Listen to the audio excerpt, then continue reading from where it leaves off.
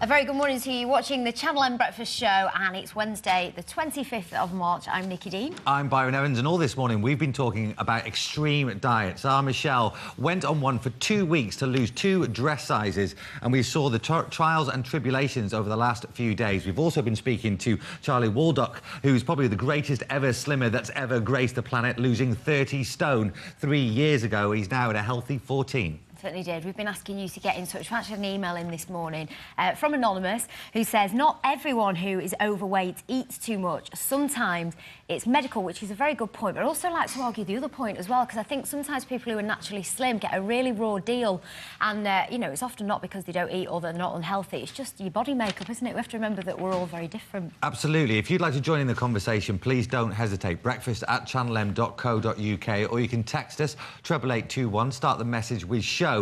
Please put your name, if you want to, that is, obviously on the messages, and we'll read your comments out live on air. But thanks very much for joining in the conversation so far this morning. In a few minutes, the latest sports headlines with Mike, plus debt-busting advice, from Richard Fenton. But first, let's get the latest news headlines with Ben.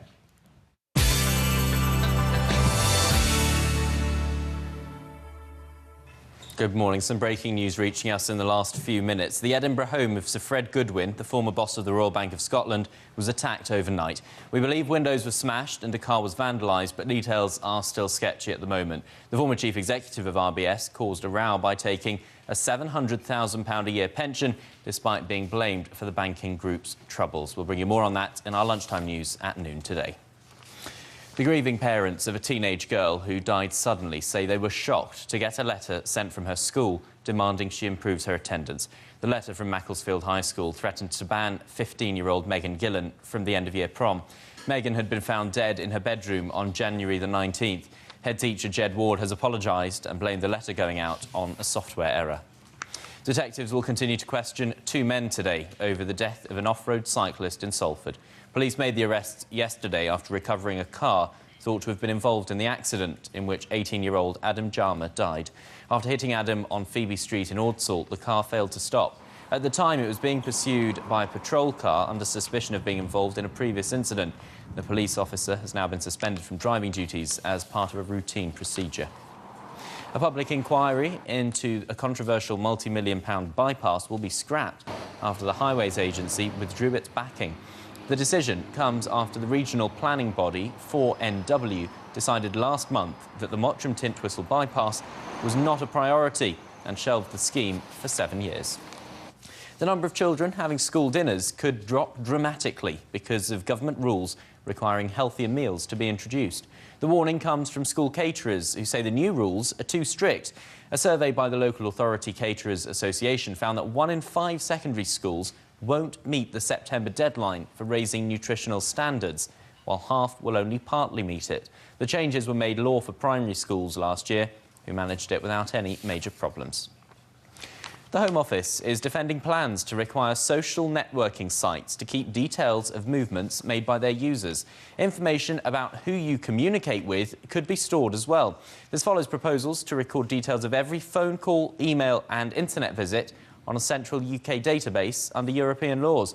The Home Office Minister, Vernon Coker, admitted the plan would raise fresh concerns about privacy. Staying with technology, internet broadband speeds are set to become 100 times faster in parts of Greater Manchester, following a trial scheme that's been launched here to test the next stage of the so-called digital revolution. Beverly Walkden has more. If we think internet speeds are fast now, wait until the next generation of broadband hits the market. Here in Manchester, we'll be the first to experience it. BT's pilot project to install high-tech fibre optic lines will connect hundreds of businesses and homes, creating the capacity for a virtual city. It's already been tested in Europe and found to be successful. What benefits is this really going to bring ordinary people in Manchester? Well, we've seen from other cities in the world, Amsterdam in particular, that have already introduced high bandwidth, high speed broadband, fibre to home, fibre to workplace. It's already creating jobs in those cities. And this would give Manchester an opportunity to have competitive advantage compared to many other locations within the world, but to do so in a way that economic growth that comes from that competitive advantage can be turned into benefit to local residents by making sure that this is something that they have access to rather than being excluded from. One way it could revolutionise communications is in healthcare. It's thought patients could use video links to get advice rather than going to the hospital or doctor's surgery. I mean, this means that people could have, just in the next couple of years, real broadcast quality connectivity through their PCs or their digital televisions. And we think this is a reality, but without the infrastructure, it can't happen because the existing infrastructure just can't cope. But isn't it all a bit lonely in the virtual world? I'm absolutely convinced that direct human communication will be part of the future of Manchester and part of what promotes growth. What Dave Carter was talking about is where if you're unable to do that, there are other opportunities. It starts giving people choices and makes planning life, planning work, a lot simpler. There's no getting away from the fact that the internet is dominating our shopping and working habits. This next step, though, could revolutionise the way people socialise and interact with one another. Beverly Walkden for Channel M News. Now, forget history and geography. It could soon be Twitter and Wikipedia instead for primary school pupils. Former Ofsted Chief Sir Jim Rose will present recommendations for revamping the primary curriculum next month. His earlier report in December said that primary-aged children need a greater understanding of information technology. It's being reported that he'll propose that children should be familiar with blogging, podcasts, Wikipedia and Twitter by the time they go to secondary school. Sports coming up for you now. That's all from me for this morning. I'll be back with the lunchtime news at noon. Join me then if you can. For now, though, have a good morning.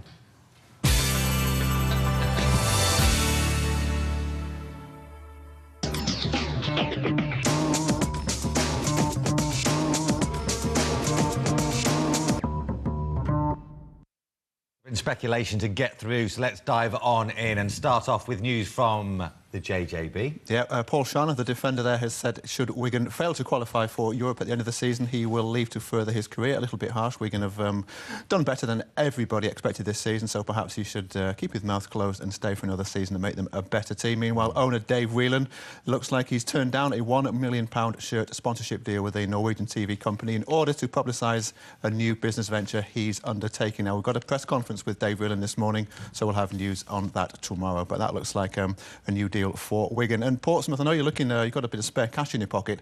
Sasha Gaidamak, the owner of Portsmouth, has got the club for sale. He slashed the asking price by 50%, so now you only need a cool £35 million to buy Fratton Park. Are you in? Yeah, fine, yeah. I'll ratchet around, break the piggy bank. I think we can go twos on that. Half price, 35 million, ridiculous. Crikey. For Portsmouth. These are the times, aren't they? The economic climate. OK, now the IPL we were talking about, let's just face it, you were right. Because of the weather, yeah, the IPL has not come to England. One look outside today, and you've got to agree with that decision. It will now take place in South Africa from April 18th. A week later than scheduled to start, 59 games across 8 venues, purely the decision taken on the weather basis. And look outside this morning, you've got to agree with it. I'm gutted that it won't be coming to Old Trafford, but common sense must prevail today. 59 matches, you know, a good few of them are going to be rained off, so backlog would be ridiculous.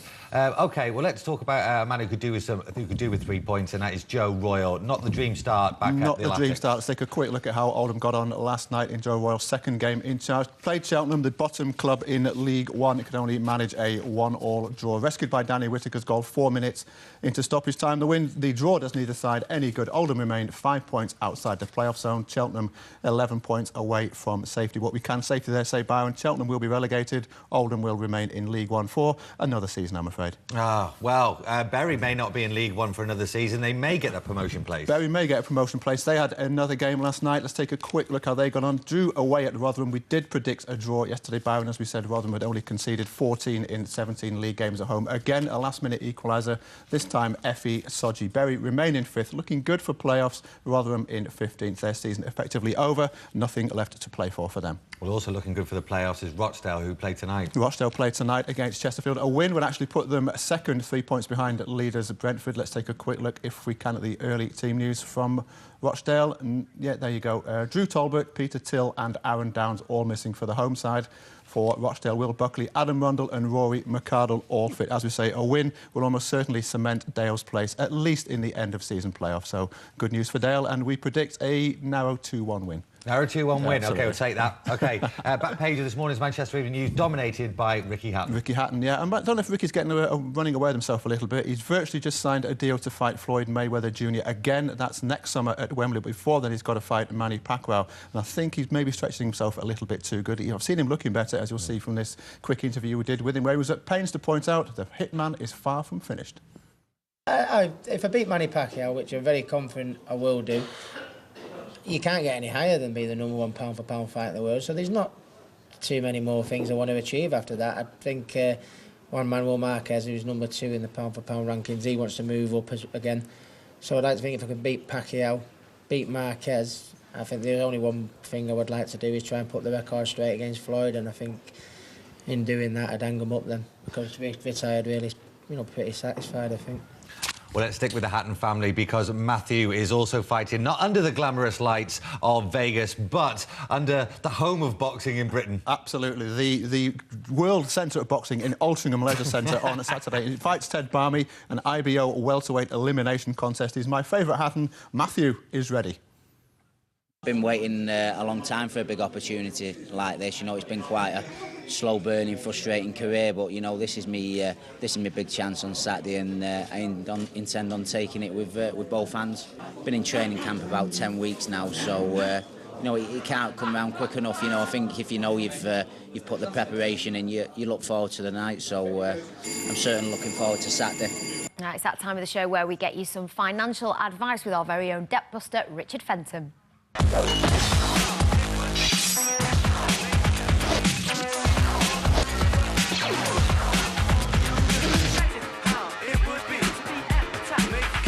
Here he is, he's karate chopped his way into the studio, and we're talking this morning about 0% transfer deals on credit cards, which we've probably all heard of. Yes, yeah. I mean, the one thing that we were saying earlier this morning, if you're going to get yourself a credit card, go for the 0% deals. There's still plenty to be had out there. There's some pitfalls to be aware of. For example, if you're going for a balance transfer, they usually have a time period of about 9 months. For cash purchases, it's 6 months. If you don't pay the full balance back within that 9 months or 6 month period, then you're going to be subject to some pretty hefty APR of anything between 15 to 17% APR. So your advice, I imagine, then, would be, if you're going to get one of these, see it as a commitment for however many months, where you don't just pay the minimum payment, you're actually trying to pay off some of the balance as well, because surely that's one of the benefits of getting this, rather than, say, a loan, which is much lower than the APR on a credit card. Yeah. This is really a short-term, very cheap fix. If you think you can pay the balance, or the majority of the balance, if you can pay 70% or more of the balance back within that 9 month period, then it's certainly a better alternative to a personal loan. However, if you're looking for a more long-term financial solution, then personal loans are definitely the way to go, because they are much, much cheaper. OK, now I'm familiar with 0% credit cards simply because I've had one myself. I suppose the tendency with some people is that you have one, let's just say you don't commit to paying X amount per month, and the APR then kicks in. Can you then transfer it onto another 0% credit card, or are the limits in place as to how many times you can do that? Card hopping is a very popular sport, particularly through 2008. A sport, is it? I like it. It was quite the thing to do at one point, and card companies are obviously aware of this.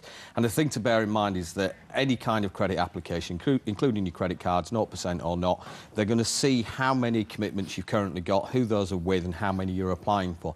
So you probably get away with this 2-3 times maximum before a lender actually says, no, we're not going to give you the card on this particular occasion. So if your long-term plan is just a card hop, then don't do it, because you'll still only have a short-term solution. You might get away with it for 18 months, maybe slightly longer.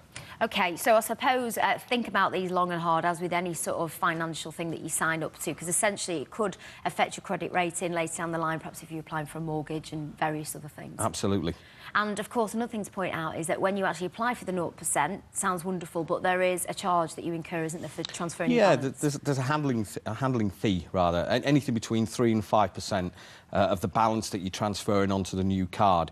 And usually it will say something like a minimum charge of £3. And this is all part of the psychology of tricking you into thinking this is a very cheap deal. £3 minimum charge would be on a £100 balance transfer. So if you're transferring £2,000-3,000, obviously it's going to get quite expensive. It's still worth doing because usually there's a handling fee anyway with any kind of balance transfer, whether there's an APR or 0% or not. And obviously the more you're transferring, the more you're saving. For every £1,000 that you transfer on a 0% deal, you're saving approximately £150 to £200 a year. So they are handy in the shortfall, aren't they? Particularly for people, I imagine, who are worried about accruing lots of interest, which then makes it impossible to even chip any of it away. Yeah, I mean, we talked about minimum payments earlier. If you're making a minimum payment on a standard credit card with an APR of 15%, then that's going to turn into a very, very long-term loan. The longer you have the loan over a number of years, obviously, the more interest the banks are earning from you. That's what they actually want you to do. They actually want you to see the 0%, think it's great, get the deal, think that you're going to pay it off, good intentions, and then those good intentions go by the wayside, so you kick in with the 15% APR and they've got you as a nice long-term customer who's making those regular interest payments. OK, so take heed and read the small print, I suppose. You've also looked at these particular credit cards with 0%, and you've got 3 of the best deals at the moment. Yeah, the 3 that we've got at the moment are Virgin. Virgin are offering a 0% transfer for 9 months on balance transfers and 6 months 0% on any purchases. And both Halifax and Bank of Scotland are offering 9 months on both balance transfers and purchases as well. The APRs on all 3 of these cards actually vary between 15 to 16% once that 0% runs out. But all 3 very good deals.